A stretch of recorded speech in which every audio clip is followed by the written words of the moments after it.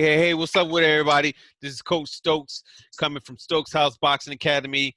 Got another episode 2 for you, and episode 2 is going to be my best friend, my man 50 grand I grew up with from Rochester, New York, by way of, well, I'll let him tell you, but my man Jimmy Buntley. How you doing, brother?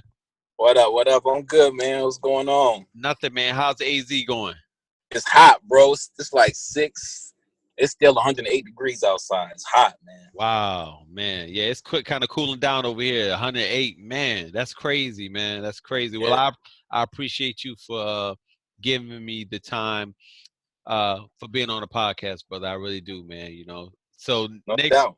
next year, this time frame, man, it's gonna be bigger and better things on our list, and I'm gonna have you back this exact same time. Absolutely. Let's do it. Okay. Well, hey, just for my listeners, man, please let everybody know your name, your location, and your affiliation.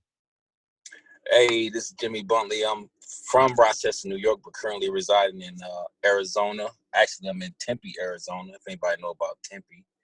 And I'm just a YouTuber, man, trying to do my thing. And that's it, bro. Okay. YouTuber. Well, we're gonna hit that up in a minute. But I know that you were a boxer. Well, are a boxer. Once a boxer, always a boxer. But Yeah, just yeah. let the people know how you got started in getting into boxing. Actually, it was you. I remember like it was yesterday. You was like, yo, you need to come to boxing. I was like, nah, man, I don't want to do no boxing. Then he's like, yeah, come check it out. They pick you up in the van. They picked us up in the van. It was Avenue D at the time. We went over there, and I fell in love from that moment. And everything was cool over there. But then you end up leaving, going to NBC Montgomery Boxing Club, and I followed you over there. And it was like a total different ball game, man. It was like what. No disrespect to nobody, but like Avenue D had no structure. Like you would just hit the bags or you would run. It wasn't really like, you know what I mean? No structure. They was working with who they favorites, I guess. Right. But over at NBC, we had structure, we had discipline. It was different. Okay. Um, in boxing, the boxing game has changed from when we came up to where Oh it's at yeah. now. I mean, it's sports period. Wrestling, football, basketball. It's all about social media marketing now. So this is what I want to ask you. It's a three-part. It's a one question, but it's 3 parts. Who is your favorite boxer when it comes to these 3 different categories? When it comes to being offensive, defense, and then ring IQ. So for the first person, who's your favorite boxer offensively? Offensively, I would have to say Evander Holyfield. Okay. Why? Great. You know what? I've been doing these interviews, and you are the first to say Evander Holyfield. You are the Yeah. first. What about Evander? His ring generalship, man. He just, you know, it seemed like he playing chess with fighters. Like you see him fight somebody and throw 2 punches, he come back with 5, 6. Like he be on him. Like you hit him with a jab, he hitting you with 4. So he's just a smart fighter, especially in his prime, man. I gotta say Big E for that one. Okay. Evander Holyfield when it comes to being offensive, defensive wise, who do you pick? Oh man, I gotta say Floyd Mayweather, baby. I gotta go with Floyd, man. Floyd be rolling and ducking. He don't get hit. The object of this game is to hit and not get hit. Right. You know, and Right. he don't get hit, bro. He just don't get hit. His defense is something else, man. It's crazy. Floyd is probably number 1 when it comes to people picking their best defensive wise. I had Tevin Farmer, I've had Bernard Hopkins, and I've had James Toney. Those are the only other 3 fighters, but everybody else says Floyd Mayweather. So hey, Floyd changed the game, man. He's making defense look sexy again. He's been made Yeah, it that way. You know what I'm yeah, saying? because back in the day, people you would be judged if you was on defense. Like, oh, you running? You're not running. You on the defense. So you trying not to get hit. You trying to lead the game with your senses, like as he has done. You don't want to stand there and take them hard shots when you don't have to. And Jimmy, you fought just like I fought. That's not easy, man. That is not that's not easy making people miss and ducking and moving and all that. You got to be in shape. You got to be in crazy shape to be able to do that. Yes, you do. Yeah. Yes, you do. Yes, you do. Okay, so ring IQ. Who is your Uh, favorite fighter when it comes to ring IQ? Ring IQ. I would have to say Oscar De La Hoya. Wow. Yeah, I would The say De La Golden Hoya. Boy. Yeah, Wow. the Golden Boy. He was nice, man. He was nice, man. He was like a technician, man. Very Wow. technical fighter. I mean, when you can back up and jab and back up and land punches, there's something to be said about that. Yeah. Yeah. You Yeah. knowing where you at in the ring, like he knew where he was at in that ring, man. So I would have to go with Oscar De La Hoya. Wow. Those are three great fighters. I mean, Evander Holyfield, um, Floyd Mayweather, and Oscar De La Hoya. And Man, I might be biased because Big E, that's like my all-time favorite fighter right there, man. I love Evander Holyfield, man. so that's your favorite fighter. Yeah, that's my favorite fighter, man. So let's play this game then. Old versus new. Okay. Evander Holyfield versus Deontay Wilder. He would murder Deontay Wilder. Deontay Wilder is not a boxer. I just saw him in an interview and he said some of the craziest things, bro. He said that boxing is not it's a gladiator game. No, bro, this is not an MMA. Boxing is a thinking game, man. You got to think when you boxing. He just throw all caution to the wind. He like an old Mike Tyson when he lost custom model. We went back to like street fighting, but Right. boxing he can't. Evander Holyfield eat him up, man. No competition. So let me ask you this: in 12 and 15 rounds, he would beat him. He would. Hey, and that's another thing. Nobody go look at some of the old tapes of Evander Holyfield training, bro. It was straight out of a Rocky movie, man. He trained hard. Yeah. These dudes, they do more social media talking than they do training. Yeah. Yeah. So what do you say? Would it be a decision, TKO, knockout? What do you say it would be? Big E in his prime? Yes. TKO. Yeah. He put that pressure on him, man. And he was in incredible shape. Yeah. And his body shots, oh my God. You know what I remember this? I remember this fight because I was at your house when we watched it. When he fought for the first time at the Georgia Dome and he fought Burt Cooper. Remember when Burt Cooper caught Burt was one of them type of journeyman fighters, but he would hit you and he would knock anybody out. Remember how he stretched Evander Holyfield and Evander fell against the ropes and he was out. But if the ropes was not there, he would have been out, man. Yeah. I knew Evander was probably the greatest in shape fighter I ever saw, or one of the best, man, because he was out. He was out on his feet, and he came back and he ended up knocking Burt Cooper out. Yeah. Yeah.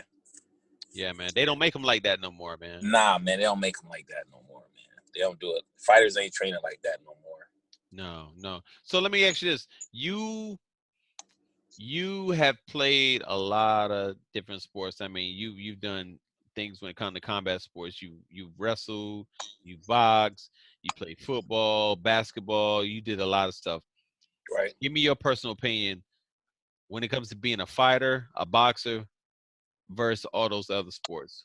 How has your mind, your mentality has to be in order to be a fighter versus being in a team sport, like football or basketball or something like that. When you're in a team sport, you got other people to carry you. You got, Jordan had Pippen, you know what I mean? LeBron at one point had Dwayne Wade, and they had each other. Like you got other people to help carry that weight for you.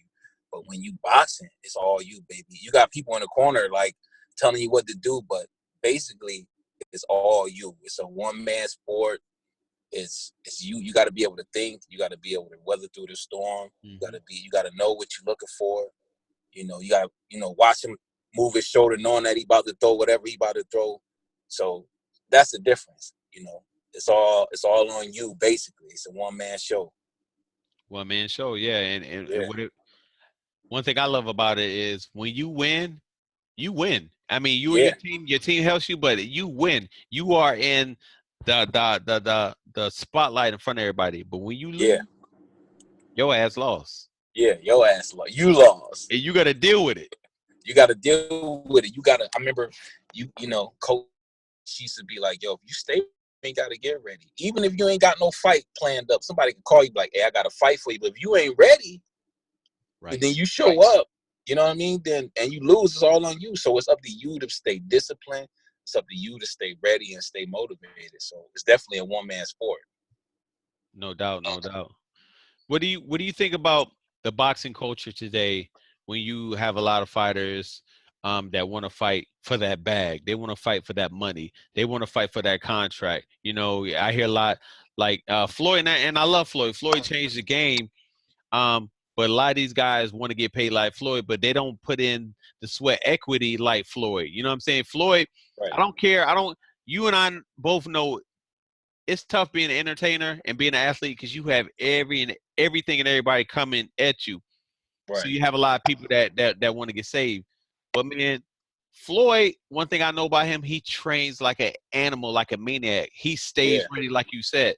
Yeah. What do you think about these new fighters, man, like Adrian Broner and a lot of these guys who have big followings on social media? You know what I'm saying? They too busy trying to be, at one point, I remember Adrian Broner was trying to be a rapper and he's touring to be a rapper. And, some of them trying to be whatever else they're trying to do. Like boxing is a sport where you got to be 100% dedicated to that one sport. You can't be on the road being a rapper, drinking and smoking, and then coming to train. It don't work like that. And it showed in his work ethic and his performance. Like I don't even respect a lot of fighters nowadays. Like back in the day, in order to be the champ, you had to be IBF, WBC, WBA. You had all the titles. You wasn't ducking nobody. You fought anybody. I don't care if it was 200 for 200,000. You was fighting. Right. Because you had the pride. But now it's like you said, everybody want that bag. Everybody want to fight for the money. Everybody ducking each other. It's like it's crazy right now. I think it lost its integrity in a way, bro. Even Wilder, like how long he been WBC champ? Like, bro, when you gonna get the other two titles? Like, what you doing? Right. So It's like they're holding on to it to the very last end when it's like they really have no choice when the fans are telling them like, you know what, yeah. you need to fight. Let me ask you this. What do you think about the Canelo and Triple G fight this weekend? Did you see it? I saw a couple of snippets here and there. I didn't see the whole fight from beginning to end, but from what I saw, it looked like Triple G was bringing it. Looked like he was bringing it to him, man. Canelo was, I don't know. I personally, I think Triple G won the first fight they fought. Oh, yeah. Because I saw that whole fight.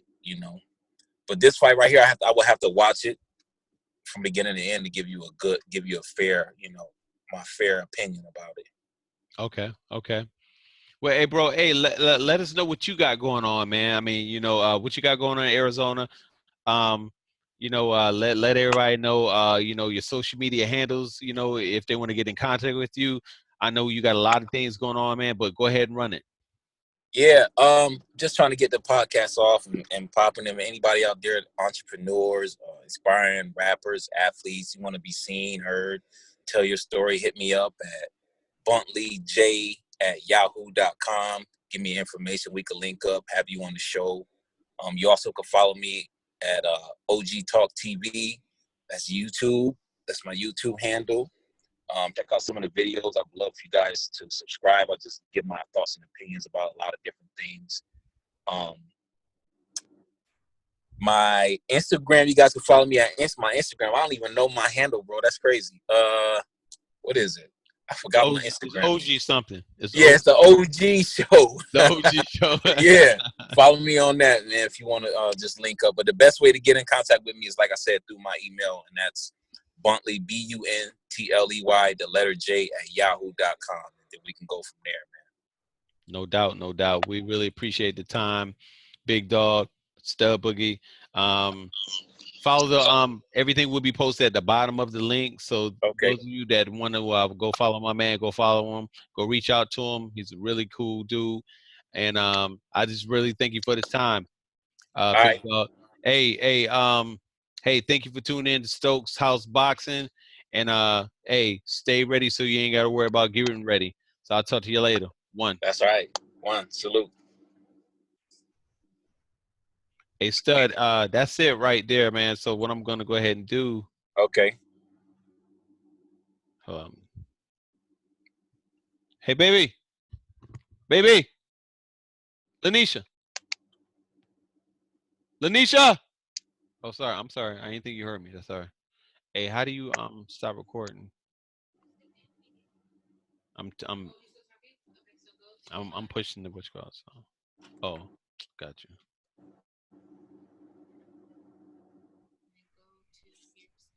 Okay.